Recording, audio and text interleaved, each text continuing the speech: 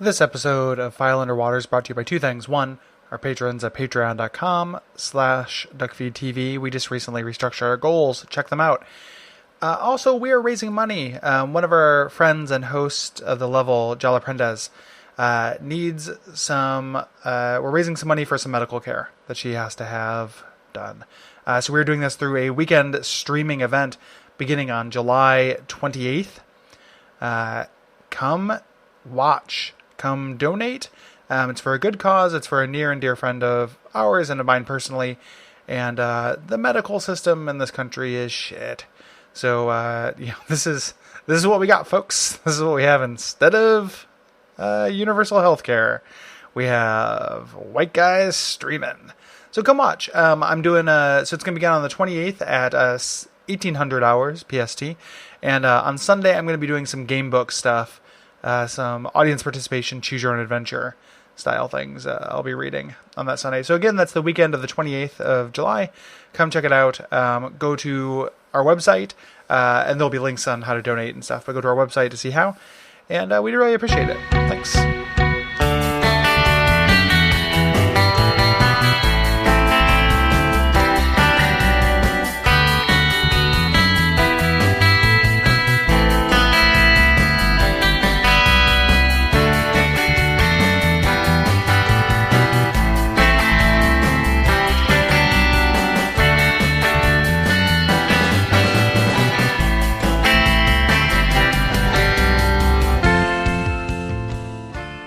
My name is Gary Butterfield.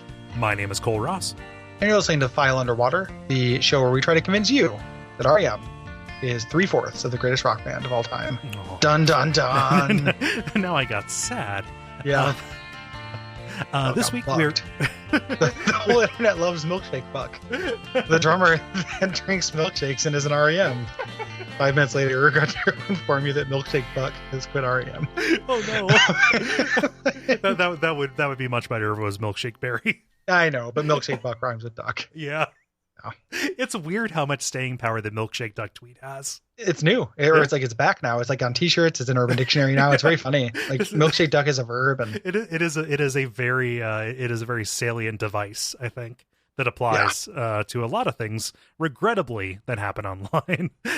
This week, it's kind of an unusual episode for us. We've done this once before. We are reading some of your letters that you have written in, and we are also talking about the 2 Unplugged appearances that R.E.M. made on MTV's Unplugged. Yeah.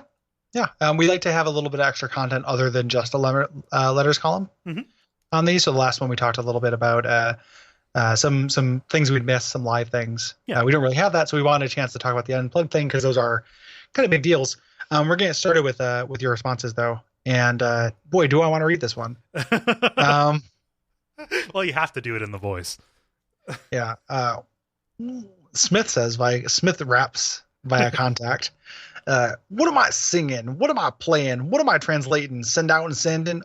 Brayden. That song is driving me crazy. Song is pretty fine. On the mass. Listening and making faxes. Now our ears grow up private yacht riders. All the song. Radio listeners. That last rhyme didn't work quite as well. Radio listeners. Yeah. Not a question. No, not a question at all. Just one of the handful of people who wrote in defense of Radio Song. I was not able in a search to pull them up, and I'm sorry. Some of those might have happened on Facebook, but yeah, I think that us calling in support to dunk on that song, that some people, maybe it's not that they like it, is that they don't dislike it as much as we do, felt the need to come out and say things in support of. And I will say that when it is our arpeggio on there talking about the world collapsing, it's fine. It's just everything else around it. Yeah, and we talked about that during the thing too. Yeah. I still haven't heard anyone say why they like Radio Song. It's just one of those things where I've definitely saw that like, oh, I like Radio Song, but nobody, and you don't have to tell me why. You don't have to justify, like we're not. Yeah, but it doesn't change my opinion of it. Like if you were trying to convince me, like, hey, maybe there's something to the song you have to look at from another angle. Mm-hmm. You have to tell me what that angle is. Yeah. It can't just be like, hey, the angle is I like it. Yeah. That's not a good enough angle for me to like it. So I'm glad there are people who like it. It was a single, like it charted. Yeah. There were definitely some people who liked it. I'm just kind of surprised. And I'd be curious, I said in that episode, like, hey, if you like Radio Song, write in your defenses. That still has not happened. A bunch of people have, and this is very cute. Yeah. What Smith did, and a bunch of people are just like, "Hey, I like Radio Song," but that is not. I still want to know why you like Radio Song, right? Especially other than the world is collapsing part. Like if you can get into the funk, and I got to the show, yo ho ho, hey yo ho, the pirate's life for me bullshit. Like if you can defend that, please do. Yes. And not that you have to, but if you want to come up to bat, of course. Yeah. We will give you a proper hearing. Yes. Andrew writes via contact here, saying, who got me into REM? And this is something we saw last time as well. Weird Al. That's right. Weird Al Yankovic. Sure, I heard a few REM radio hits growing up in the 90s, Bang and Blame, Losing My Religion, etc. But it wasn't until I heard Weird Al's song Spam that I thought, hey, what song is this parodying? Stand by REM? That's an REM song? Hey, this song is really good. And hey, this band is really good. That was an extended quote there.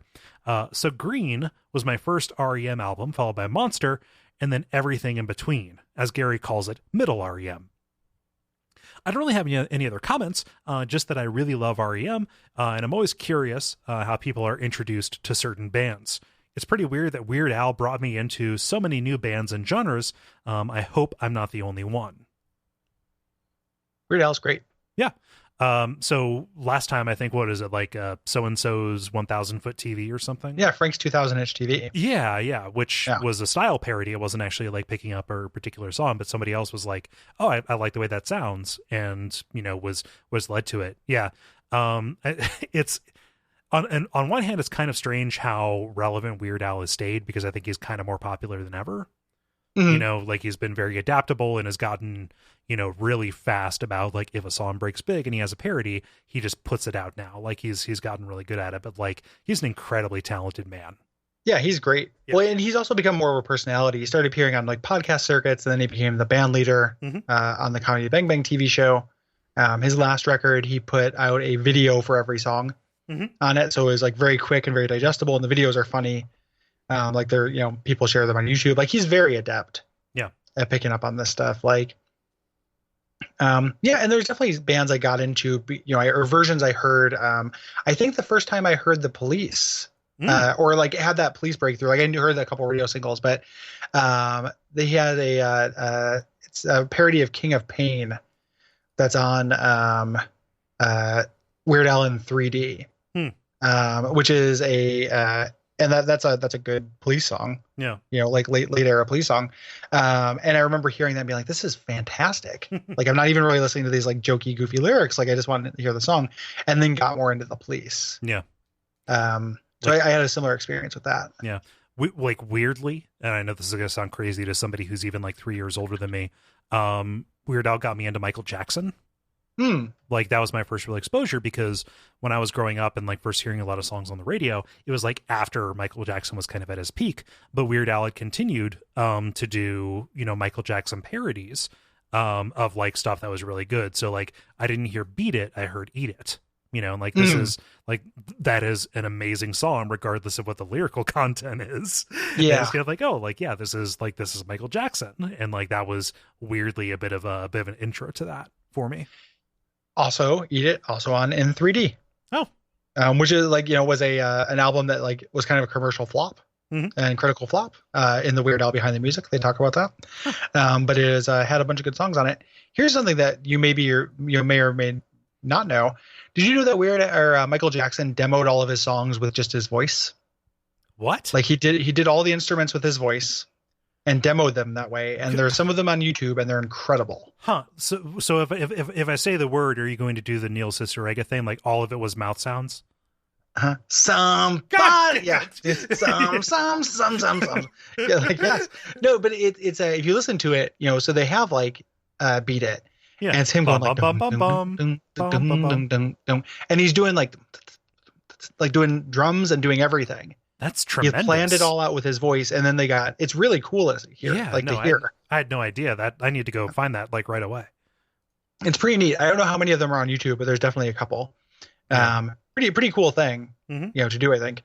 It reminds me, Petra Hayden, who was in the Rentals, did an entire cover of a Who album like that as well. That's really it's the one that has I Can See for Miles on. I don't remember who album that is. Yeah. But it's a really, really cool. It sounds really neat. Yeah. Yeah, I had a similar experience to that. I also I can't remember exactly how I got into REM other than just kind of hearing them on the radio and getting into tapes. But my REM and my Weird Al phase were overlapped. So I listened to those tapes all together. Yeah, mine were separate, but I can totally see the link. Mm-hmm. Yeah. Thanks, Andrew. Steven says by contact. When I was a teenager, I remember enjoying Losing My Religion whenever I heard it on the radio or saw the video on TV. I wouldn't say it was a huge favorite or anything, but it left an impression on me. It's since grown on me to be one of my favorite songs. The music video's references to paintings and mythology, combined with the song's dark and yearning tone, made it right up my alley. It's difficult to describe the bizarre experience of buying Out of Time and then hearing Radio Song as the opening track, though. REM is a weird band. They make some incredible music and some baffling creative decisions that shouldn't work, or don't. Sometimes they do both at the same time, and it is magical. Yeah. Yeah, that's well put. Yeah, you're preaching to the choir. Like, that's what makes this show fun to do.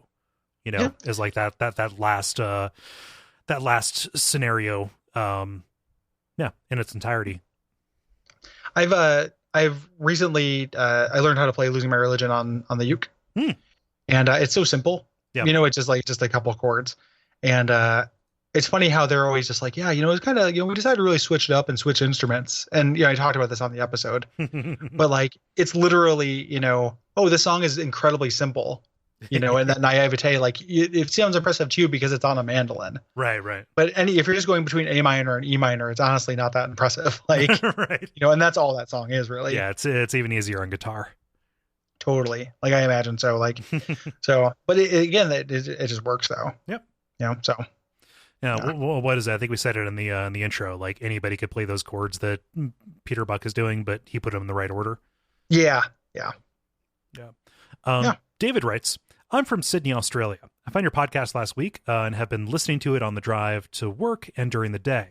I just got to your Dead Letter Office episode and wanted to write in for maybe an upcoming episode. I'm an REM fan. I'm 37, born in 1980.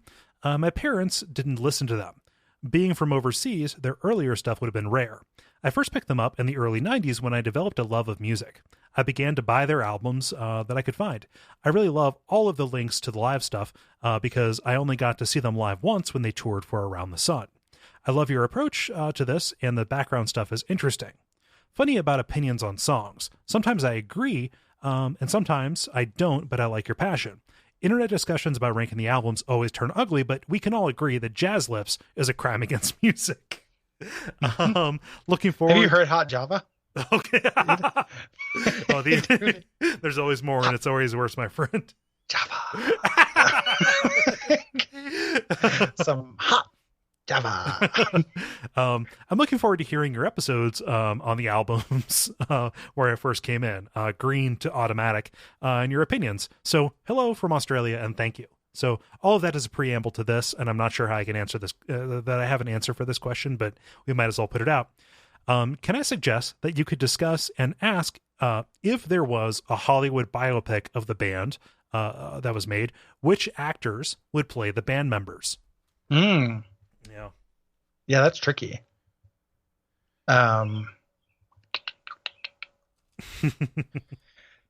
Yeah, I don't know. It's definitely kind of hard. So Michael's type would definitely be Tilda Swinton. Obviously, yeah. Obviously that's like a no-brainer. I was going in. Let's do Peter Buck would be Michael Fassbender. Oh, that's actually very good. Yeah. Yeah, and I'm trying to think of like a non-jokey answer for Bill Berry that doesn't mean to Bill Berry because my Bill Berry sympathy levels are really high right now. they're really high. They're higher. They're like higher than they've ever been. It'd have to be something like Vincent D'Onofrio or something, like somebody with like kind of presence, like not super fat Kingpin Vincent D'Onofrio, but skinny, skinny Vincent D'Onofrio. Yeah. I could see Vincent D'Onofrio doing it. Like, weirdly enough, I was thinking like Jake Gyllenhaal. Yeah. I could see that. Jake Gyllenhaal would be a fine Peter Buck too. Yeah. Mills would be Joaquin Phoenix. Oh yeah. Joaquin Phoenix would be perfect. Actually, I want Joaquin Phoenix. Let's save Gyllenhaal for Mills, I think. Yeah. as like No, the quiet, soft spoken. All of this is like literally just on acting, like generally the roles they kind of play and general appearance. I have no idea how any of these people would sing. Oh yeah, I don't know. I assume Tilda Swinton can sing. Oh yeah, but she can do anything. Yeah, she's like a magical, Bjorkling from the extended Bjorkiverse. She buttered off a Bjork at the time of her landing at the impact crater.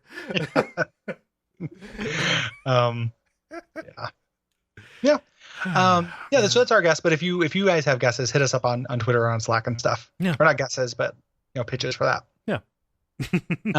And finally, James has by contact. This is James, the I work with REM guy from the last mailbag. Hey, James. Sure. As I live in Athens, if you guys are ever serious about doing a let's tour the REM sites in Athens trip at any point, please let me know.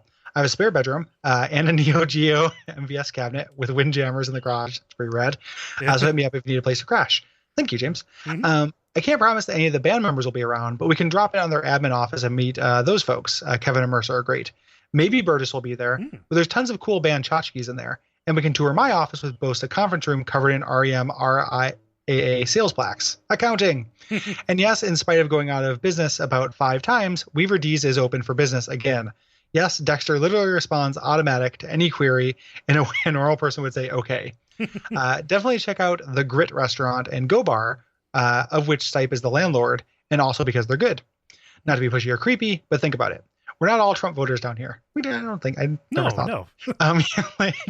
You can't ignore land us. It was very funny. It wouldn't put us out to have guests for a few days. It'd be a good opportunity for a field report episode of File Underwater. That's a fun idea. I'm just angling for an executive producer credit at this point, so I'll stop. Additionally, the kid from the It's the End of the World as We Know It video grew up around here and started a punk band that played the 40 Watt Club about 10 years back. Oh, maybe that was Cat Butt. Oh. The Cat Butt 2 or something like that. I don't think it was Cat Butt. The Return of Cat Butt. Yeah. Yeah. That is a really fun idea. Yeah. I have no idea if we do that, but that would be a fun, like, I wish the show was more popular so we could definitely justify 2 plane tickets. Because it would be like the logistics of that, right? So like time off and then probably like $900 to get us down. I mean, at least to get me. Well, I would drive. Like that's an 8-hour drive. That's not a huge problem for me. So $450 to get me down there. And then it's a cool idea actually. Yeah. So maybe it is. Well, like if we ended up doing like Dragon Con or something like that, we could book extra time and go over there. Oh, 100%. Like we do it if we were ever in the neighborhood. Yeah. And stuff. Like I keep my girlfriend, her sister owns an Airbnb in New Orleans. Okay. So part of me, we're going to go down there at some point. I'm going to visit Jeremy Greer. Oh, nice. Who's down there. But then also I'm going to go on this Gabriel Night tour I've been oh my God. talking about for a long time. That sounds so cool.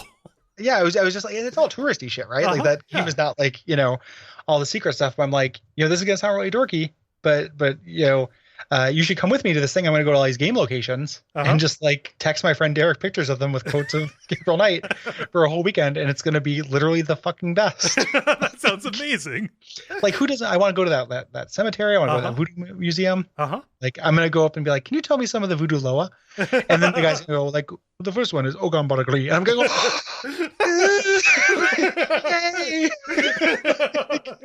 and I would, doing, I know it's not exactly the same place. The South is not all one big conglomerate thing to me, but bundling that in with something would make tons of sense. Yeah. Yeah. And I would love to go on a tour, an REM tour. Yeah. Yeah. So let's keep a pin in that. Yeah. Yeah. We're not saying no, but not saying yes, because it's a busy time. Yeah. But the offer is appreciated. And I'm very happy to hear these details, that Weaver D's is still around. Yeah, and even if we didn't, if we went down into this, or if one of us went down into this and didn't stay in your guest room because it's a little weird because you're an internet stranger, we'll definitely meet up and have a beer and go look at this other stuff. Yeah, with you for sure. That's cool. Thank you, James. Yeah, that's great. Let's talk a little bit about. So that's the letters. Thank you guys very much for writing in. Those are the letters. We're going to be doing another one of those at the very end of this series. After Collapse into Now. Mm-hmm. And those will be the 3 for this podcast. But like I said, we don't want to make these super short since these come out every 2 weeks instead of an extra sode. So we're also going to talk a little bit about REM Unplugged. Yes. Um, So, this is two performances that were separated by 10 years. They did yeah. one in 1991 around the time that Out of Time came out, and another that was kind of in support of the release of Reveal in 2001. And it occurs to me like there are people who are listening to this who probably don't know what Unplugged is and kind of what it is culturally, Oh, wow. That, right? Like, isn't that weird? But yeah, it's probably that's true. very Um, strange. Yeah. like I mean, I'm sure they know what the word means. Oh, of course, yeah, but just like the fixture that was, and Yeah. how like a lot of these iconic performances by a lot of bands happened in this super stripped down space that MTV kind of created, and just let them go like do crazy stuff. Hmm. Yeah. So they would do. It was very. And there were tons of these, and a lot of times it would be, kind of like older musicians that had been around for a little while. Yeah. It wasn't these kind of like flash in the pan things. The REM one was very famous because it's really high quality and because they didn't tour Hmm. for Out of Time. So this was an opportunity to see REM do live stuff during Out of Time, which like people wanted. It was a huge hit album. Hmm. I remember being in high school and having a teacher who made me a tape of a bootleg of this, Oh yeah. and it being like the coolest thing. Like I bonded Oh with this cool teacher over our love of REM, yeah. and him like and me wearing out the tape. Like I loved it. Well, it's so good. Yeah, it's both of these are actually very good. Yeah. The second one leans on like some material I like from Reveal, some of it's a Hmm. little weaker. Yep. The first one is pretty impeccable, and the re-release that came out that you can get on Apple Music called REM Unplugged 1991-2001 Hmm. is awesome because it has performances that were not aired Right. from the 1991 one at the very least. Yeah. Like that was released as like a record day thing. Yeah. Here, not terribly long ago. And like Mike Mills went around and like did signings of it, kind of in support of that. So like this was like a bit of a treat for fans. Yes. Yeah. Would have been very, very cool to be there Hmm. and see something like this because it's a very intimate show. Yes.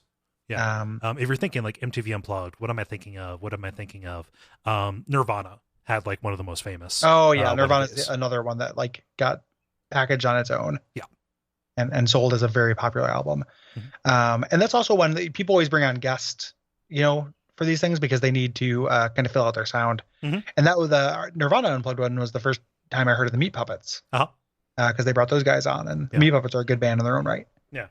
Good and bad. Like the Meat Puppets have some unlistenable garbage, but yeah. they have some really good records. But like the Nirvana one was great because like Cobain would say like actually tell the story a little bit of like the cover that they were doing. So like, oh, this is like the Vaselines, and here's where I heard it first, and let's do it. Like, Yeah. I got exposed to a lot of things that Kurt Cobain really enjoyed off the back of that.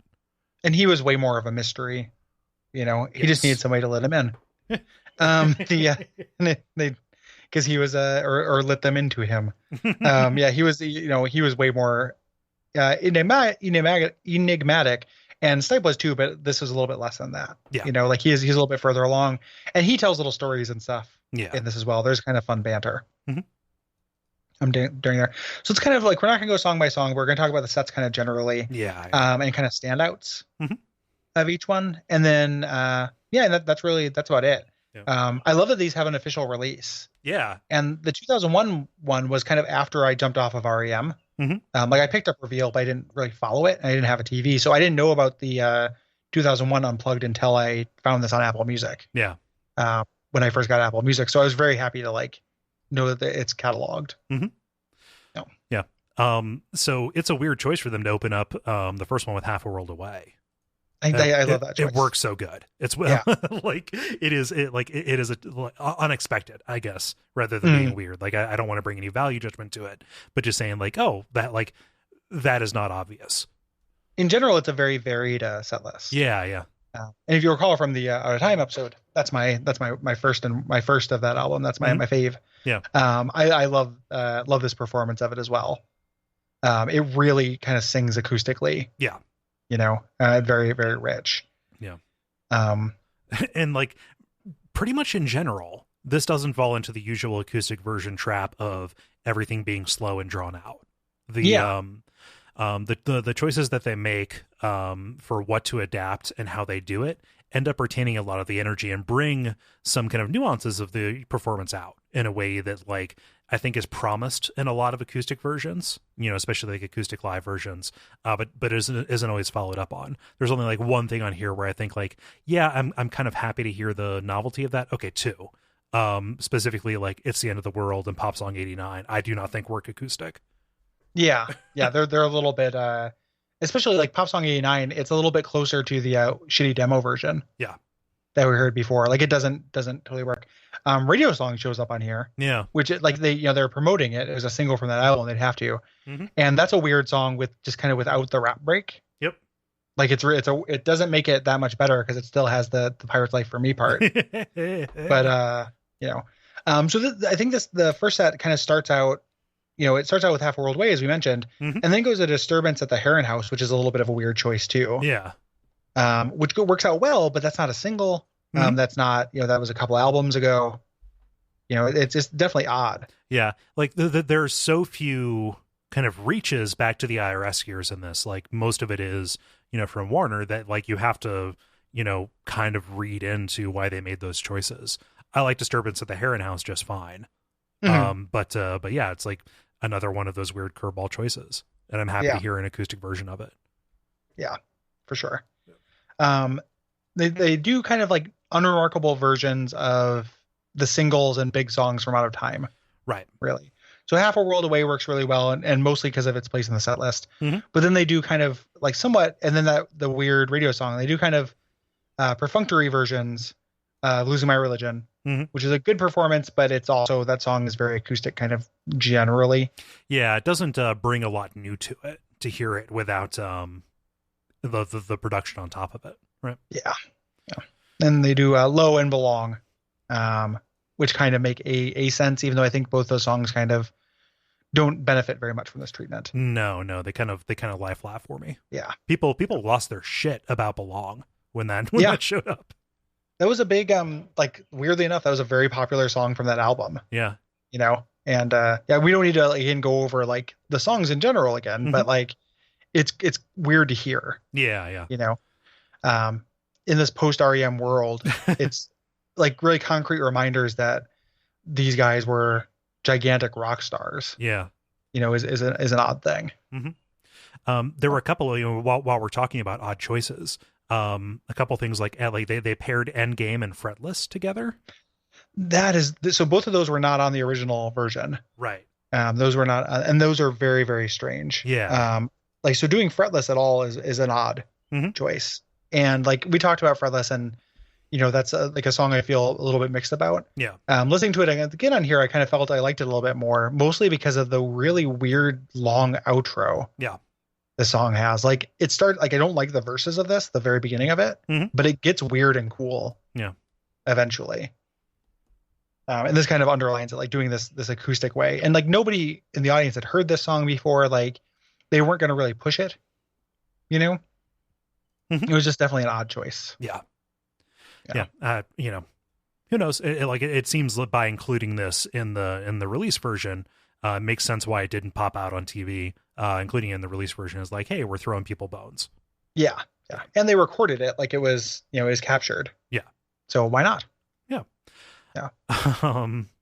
Let's see here. A couple of the polls that they make from IRS years are actually really good. They've got a Fall on Me here, which always, soars. Like I don't care. They could do this.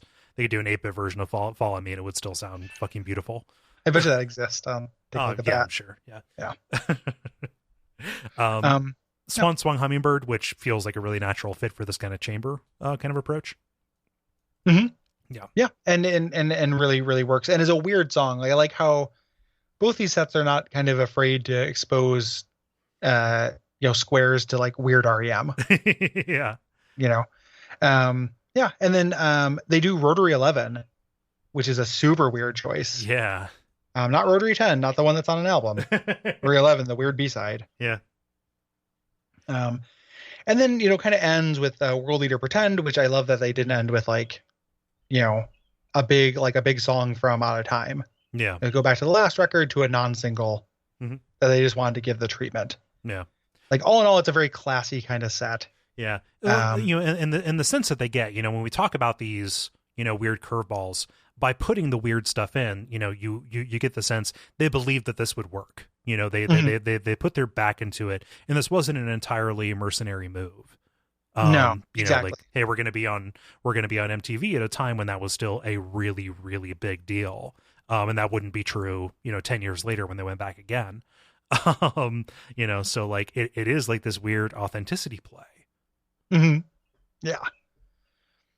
Yeah. It's, and I like that creativity because it's not just like what you said, like they want to put their backs behind it, but also I think that when they do these promotional tours or they do these non-standard appearances, they take it as an opportunity to do weird shit. Yeah. In general, because like none of those weird songs we mentioned are going to end up in a set list on a tour. No. Like it's not like, oh, we're going to do Rotary 11 70% of the nights. It's like, oh no, you're not. Like, no. Jefferson Holt is going to run out of the backstage going, whoa. Like you're planning the set list. That's not going to happen. It's like Bob Dylan going electric. He runs up and pulls all the plugs out. Yeah. And then just like when he looks over him, he just like rubs his fingers together and does the money sign. The finger thing means taxes. Yeah. But very good set. And it's interesting as a pairing to the second set, the 2001 set, which is an opportunity for them to do. Do you know if they toured for Reveal? I don't know. Was this a similar situation where they were? Yeah, I'm not that far in my reading and research yet. I'm pretty sure they toured for Reveal. I think that they were still in a mode where they wanted to like get as much FaceTime as possible, and also Reveal was like gigantic outside of the US. Yeah. So I don't know for sure, but if they didn't do a European tour for that would be ridiculous. That would be a strange thing. So they probably toured. Them going back and doing this Unplugged again is it's harder to know the kind of story behind it or the motivations behind it, and I think it kind of comes through in their personalities in it. Yeah. Like they sound a little bit like more tired here, and it's a little bit less novel, and maybe like I think that kind of comes through a little bit in the performances. Yeah, some of them are very good, and it's very cool to hear some of these songs done with this treatment, but it's a little less like vital sounding. Yeah, and there are so many songs on here that are from Reveal that are stripped of Reveal's production, and they work a lot better for it. I think something like All the Way to Reno, I'm pretty fond of that song, but hearing it done with like just as stripped down as possible actually does reveal, hey, you didn't need to hide behind a bunch of that stuff. Very much so. Like the every Reveal song is 20% too long at the very least, I think. And Reveal as an album, listening to I didn't like it that much when it came out. I did some preview listening for the show, and I was like, no, there are good songs on here. But they all have that production, and they all have this kind of like very samey like kind of electronic reverb on it and everything, and hearing anything stripped of that is really appealing, and it makes me want to hear the whole album in that in that kind of sense. And like maybe it's true, like maybe there's a live compilation, or they released a live album for this that I don't know about. Which would be a cool thing to find. Because but that's like a monkey's paw wish, because the live version of Imitation of Life is nowhere near as good as the album version. Well, that's the exception though. Because if I'm going to listen to something like Disappear, I think Disappear is much better on here than it is on the record. It's very good here. So this starts off with All the Way to Reno, which is the second single from Reveal. Video directed by Michael Moore. And just a bunch of kids in a gymnasium. Like it's a very Michael Moore thing. I homed, like I was surprised, but I was like, oh, I forgot that was the one that they did. But this treatment makes this song work like really well, I think. It works great. And I think a lot of the stuff that we're saying about Reveal also works for some of the cuts they pull from Up as well. Because those are such everybody associates them with like the instrumentation being electronic, but like Day Sleeper or At My Most Beautiful Laid Bare is still like incredibly tender in a way that in a way that comes through here in a way that it doesn't on the album. And sometimes it does come through on the album, right? Like even the album version, like Day Sleeper is one of the best REM singles. And even the album version of it, like I think that song is really, really phenomenal. But specifically for something like At My Most Beautiful, which is a real kind of, so that's the third song on this, but it's that song on the album version of it does sound like they set out to ape the Beach Boys, Mm-hmm. and they're very much aping the Beach Boys Yeah. on it. God only knows style, like, harmonies, kind of like sweet pop, and stripping some of that away helps it so much. Not that I dislike that, in general, but it just Mm-hmm. makes it feel like an emotion somebody could actually have, rather than, like, makes it feel less calculated. Yeah. Yeah. Yeah. There's this whole run of this of this unplugged performance that is just songs from Reveal, and I They feel end with it. yeah, it's Yeah. like a whole medley of it, and I feel a little bit strange. Feels a little bit carpet for the horse to fixate on that, because like that would just be a preview of us talking about like why I think beat a drum works. Yeah. Yeah. It's I agree. Like, it's more about the kind of production. I think we kind of talked about the generality. Yeah, yeah. Like, it is the important thing is that stripping away that production. That production can help Mhm. songs. Here, it didn't necessarily help them on Reveal, and it Yeah. helps them here. Yeah. I wish that not the first one, obviously, and I wish this had some songs from Monster on it. Yeah. Like, that's an album I would love to see some of the production stripped away on. Mhm. Like, I would love to see. It might not work, but I would watch it. I would listen to an acoustic version of "What's the Frequency, Kenneth." Yep. It's like such a rock song, but yeah, like, it's so simple. Yeah. Like I would love to see what they did to compensate for the fact that they didn't have the hum on it. yeah, Yeah. absolutely. When they reach back, they've got one song from New Adventures in Hi-Fi, like Electrolyte, which fits in so well with with the Up and Reveal kind of a sound that they were in at this time. And they go back even further, so they get South Central Rain, which is like an obvious thing to pull up. Mhm. Yeah. Wait a minute. I'm looking at the Wikipedia thing. They've got Bob Dylan credited on Country Feedback. In general, or on this version? I have no idea. Uh-oh. Like, it's just listed there. I'm like, did we miss something that Bob Dylan contributed to Country Feedback? There's no way that we read 3 books and none of them said that. Right. Unless it came out like it was like a Sonic 3 and Michael Jackson thing. Let's hear. Although uncredited, the unplugged rendition of Country Feedback contains lines from like a Rolling Stone written by Bob Dylan. Gotcha. Yeah. He just adds in some lyrics. Okay. Woo! I was gonna say that would be like. No wonder no one likes this show. We're assholes. Yeah, like, we don't know shit. I was looking at this because like Country Feedback is such a great poll. You get something. So like that is pulled from Out of Time, and Cuyahoga is pulled from Life Search Pageant. Both of those are amazing songs, but like they're very clearly like the members' favorites. So Michael Stipe loves Country Feedback, and Mike Mills is like nutso for Cuyahoga. So for this small little like, hey, something for us section comes through. Like, it's a time when they really come alive in this.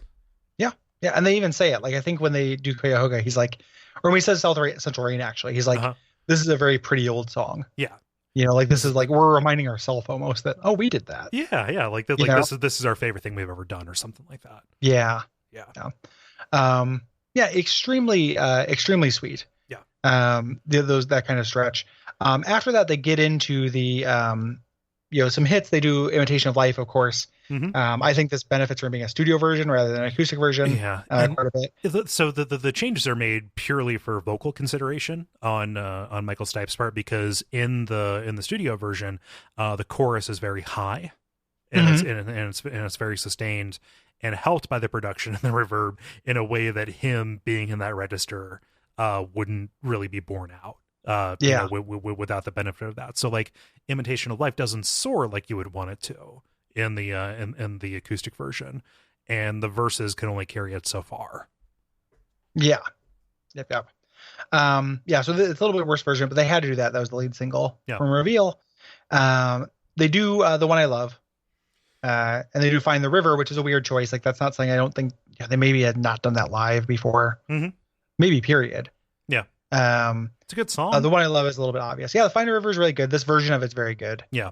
I think that the weird thing that happens with acoustic music that can help is also less control over levels. So that kind of melodica that plays in this has to be kind of at full bore the whole time. Like, you can only, you can blow softer, but I think the fact that it's not mixed perfectly actually really helps that. Yeah. Um, and then you get into the reveal stretch of kind of like reveal. I don't even know what to call these. I think that I've Been High might have been a single. Like one of these might have been Yeah. a single as well. Yeah. But like, Disappear was a single, I believe, and then I've Been High was also, if not a single, I believe it charted. yeah. So some kind of like, not the first song you think of with reveal, but some kind of like also rans. Yeah, it's like the bread and butter of reveal, because like they are all part of the like incredibly earnest tone of like the subject matter of that. Yeah. Yeah. And they're all songs that like I never know what song it is until it gets to the chorus. Yeah. Even if I like it, like just by the title, like it's very hard for me to remember. Mm-hmm. I know the chorus of I've Been High, but if I hear the beginning of it, like all these songs, and we'll get to it when we get to that album, like all these songs take a little while to get going. Mm-hmm. And consequently, like a lot of times it takes me a little while to remember that I like them. Yeah. They all kind of end up taking a turn into something that I like, but I don't know where they're going. Right. And that's really kind of exacerbated here for me. Just because I'm listening to a new context where it's out of a different sequence. Mm-hmm.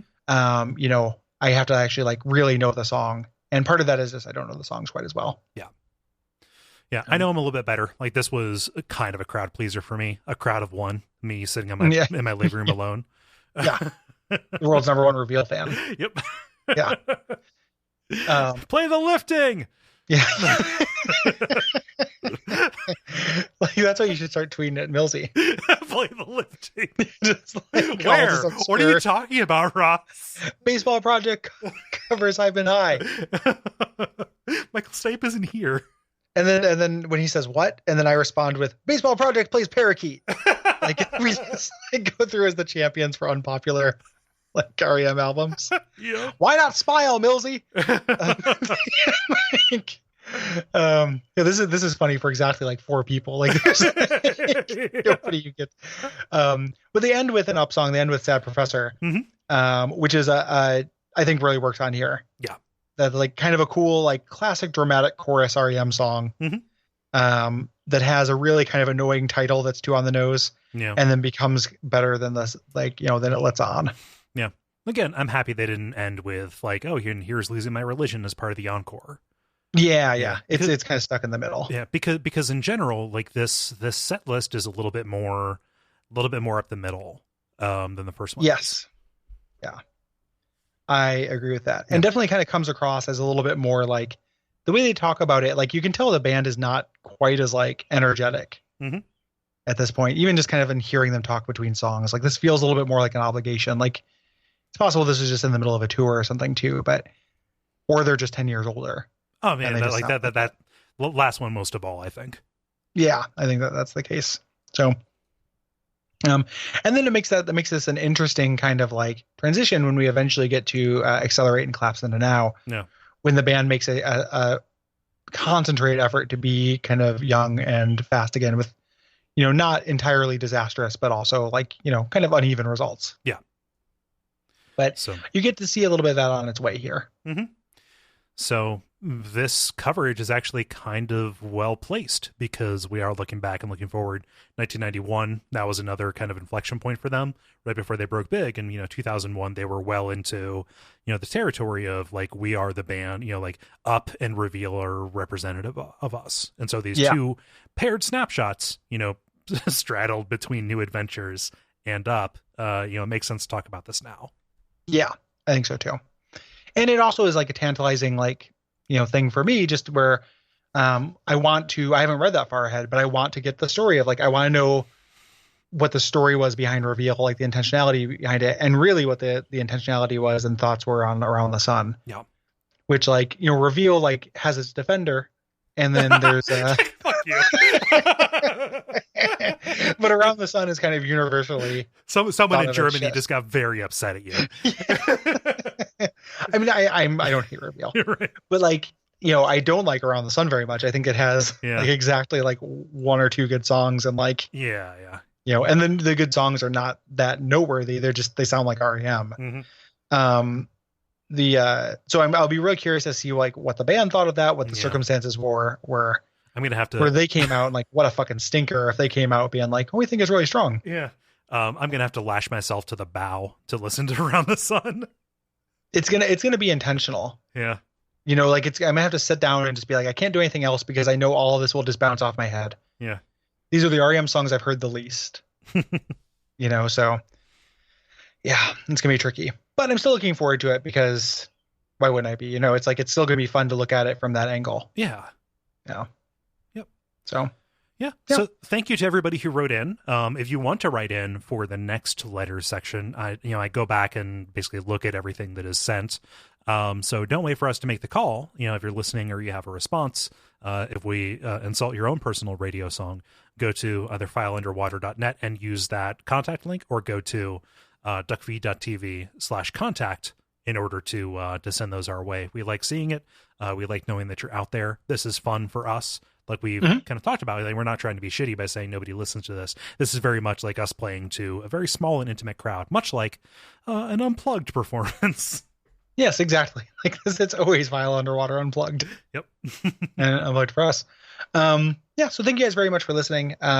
If you like the show, tell your friends, rate and review it, and then most importantly, go to patreon.com/duckfeed.tv and support your boys.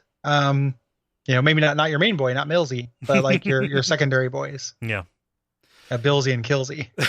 Killsy Billsy. I was using my last name rather than my first name for some reason. Gilsey? I think Gilsey. Gilsey. Yeah. Gilsey. Name of a fish with moxie. Yeah. He's got Gilsey, baby. Or a soda for fish. You just pour a little into the top of the tank. Yeah. Yeah. Sticks up his little fish thumb. Yeah, like, my fish doesn't have very much pep. And you just pour a little soda into the tank, and then like they put on sunglasses and haul ass to Lollapalooza. This is so dumb, Gary. We've been recording for too long. Yeah, it's like 4 hours, so we gotta go. But we will see you guys in 2 weeks to talk about Up. Yep. So until next time, it is the end of the show as we know it. And we feel fine.